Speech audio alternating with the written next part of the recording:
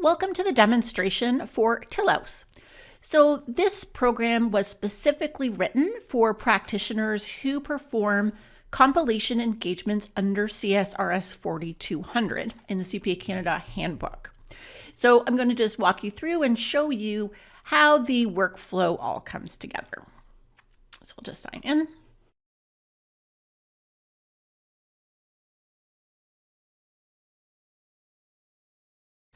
So on the first page here, when you first sign in, you're going to see your dashboard. The dashboard just gives you a snapshot of the engagements that you have in progress, your clients, upcoming engagements based on your year end and your team. There are some settings that you can select within your firm. You can upload your logo so that it will appear on the financial statements, on the compilation engagement report. You can set up your team, you can invite new users, and set up your address so that as well pulls through to the other documentation within the file. Here you can see we have set up our clients. We just have a few clients set up for demonstration purposes. There's unlimited clients that you could have in here. We do have the ability to upload clients, so we would provide you with the standard format where you could where we could do that automatically. So again, we can just come over here to our clients tab. This is going to take us to our list of clients. And then what I can do, I'm just going to go into our example here, which is Frida's Flower Shop. So when I first go into the client, I have my client information. And this is the information I would consider your permanent file. This is stuff that's not changing. This is where you would set the year end, your nature of business, what type of business classification it is. You can enter in the contacts. So one of the nice things here is that this is pretty much, you'll need to review it on an ongoing basis, on an annual basis, but this information is going to pull through to your engagement file. So you don't have to enter it more than once. There is a section here for documentation. So these are all the documents that have been uploaded. So currently I only have one engagement, but I can then see all of the working papers and the documents that were uploaded for that engagement. So if I had more than one engagement, I can see them all here. Just gives me a nice quick way to access that information without having to go through and find it within and remember what engagement it was in or where it was stored. Okay, so what everybody's waiting for, let's get into the engagements itself.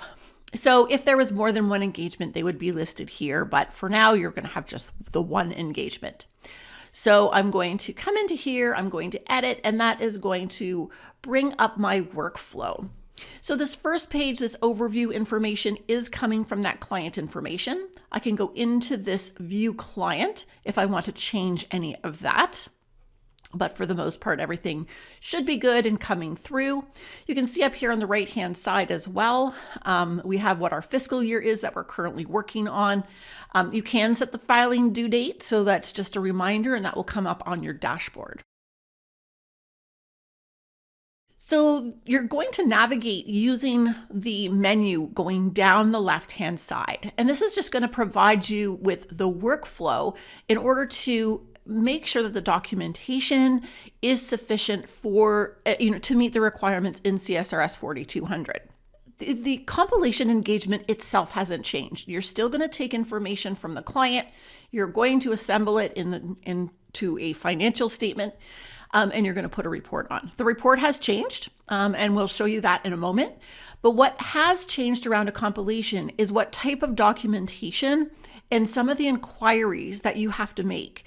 And so we need to make sure those are documented. So if you go through all of the workflow, you'll be able to say that you have met the documentation requirements for the standard. So for example, here we are in client acceptance. I can answer these questions around, who are the intended users of the financial statements? How are they going to be used? What is the basis of accounting? And I do have here, there are some selected basis of accounting. So if I wanted to do one, I could just copy this and put this into here. So this basis of accounting is actually going to flow through. So we're going to see it again when we go to our knowledge of entity, and we're going to see it again when we go to our financial statements. So if you need to tweak it at this point, the client acceptance, it is the expected basis of accounting. So it may be tweaked as we go along, but you don't have to come up with it from scratch. You can click on the tabs at the top, or you can click on the next button, but you want to make sure you go through all of the tabs at the top, as they do go through all of those requirements. When I get to the end, I can sign it off and hit complete.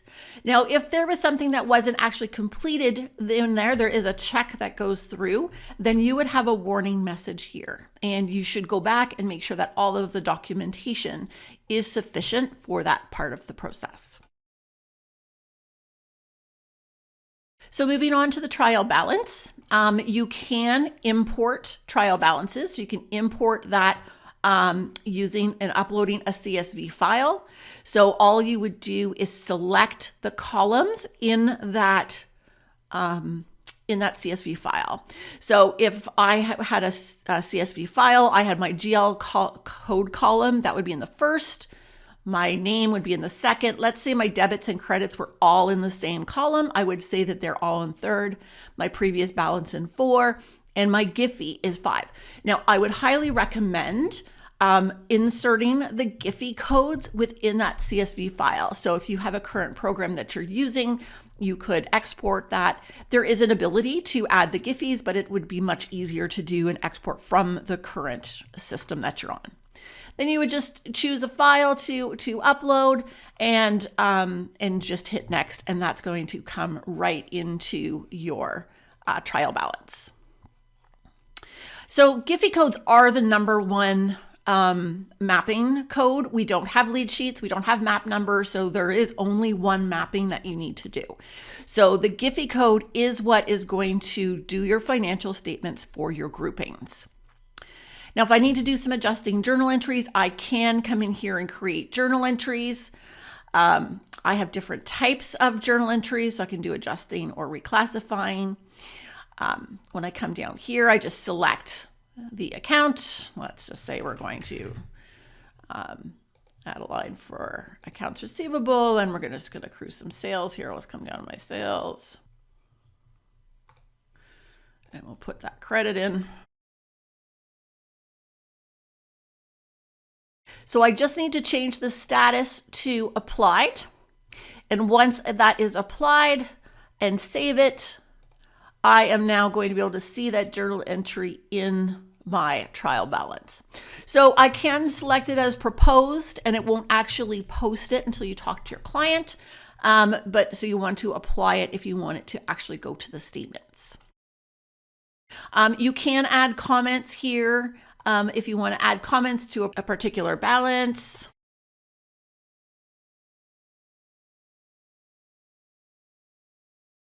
Then I can so this would just be for just minor comments if there's something that you wanted to comment on. If you maybe want to have a working paper, you could put a reference in there. So that's just a text field for comments. You can come into GL maintenance and you can add accounts, you can change the categories, change the GIFIs, and all of that. The knowledge of entity tab, very similar to what we saw in acceptance. So you're going to go through the workflow. This information is pulling for the most part from our client information. So just checking to make sure that's still appropriate. And again, we want to make sure that there's enough information in here. Again, either selecting the next button or the tabs along the top. You will see that management's final basis of accounting note is in here. So this is what's going to go to the statement. So you want to say, well, if this isn't really true, then I want to go back and change that. So we'll save that, and that will be done there. There is a working paper tab. So this is where you can upload your working papers. So these would be your final working papers that you want to attach to the hard copy or the final file that is going to be saved. So the financial statements tab is where you are going to go and create your financial statement. You have the option to have a title page or not. If you don't want to have it, you can just get rid of it. Title page just looks like this.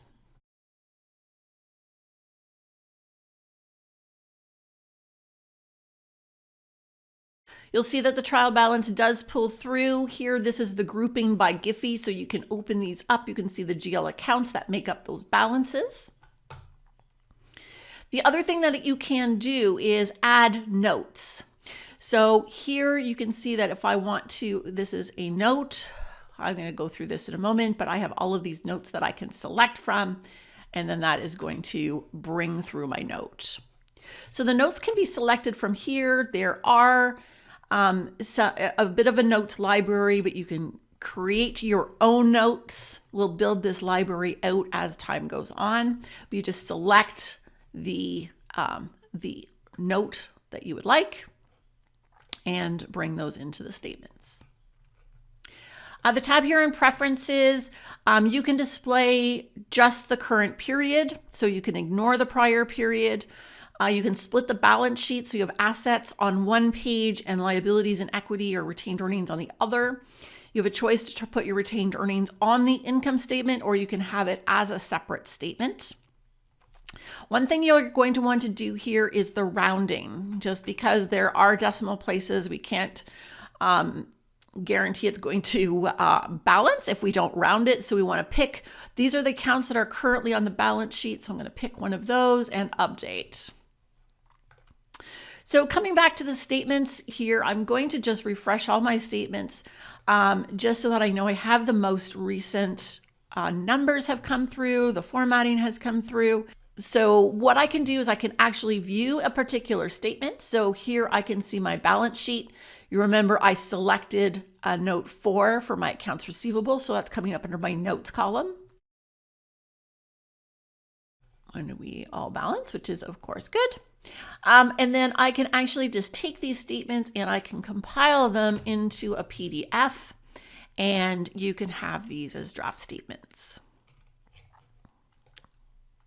So there is the compilation engagement report, the balance sheet, income statement, and then you have all of your notes. So again, this basis of accounting note is the one that is pulling from the knowledge of the entity tab.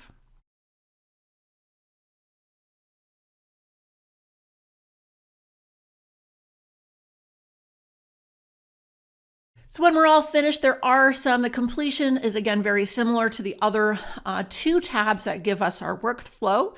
So we want to make sure that we do go through, that we have documented whether or not, we've had helped management with their significant judgments. We do our stand back, we make sure that all the records are reconciled, and then we can complete that. So this is what it's going to look like. You saw that I didn't actually complete them. It is going to give me an error message here, just a note that says you haven't finished that particular section. So I'll want to go back and finish that. We have our sign-offs. So we have our client acknowledgement. So when did they acknowledge their approval of the statements? How did they do it? You can upload, drag and drop files, or you can use the browse to pick one off of your local drive, and then your own approval from the firm. So when are you approving them with the engagement partner, and you can sign. And similar to what we saw, we have their documents that are all here. So it consolidates all of the documents that were input or uploaded throughout the entire engagement, and I can see all of those. Now, one last thing that it will allow you to do is this button here, download report. So what this is going to do is take all of the information that you've entered in all of those text boxes and radio buttons, and is going to summarize it into a PDF. So this is really good if someone is coming to look at your files, whether it's maybe a reviewer or it could be practice inspection. It just takes everything and puts it all in one place.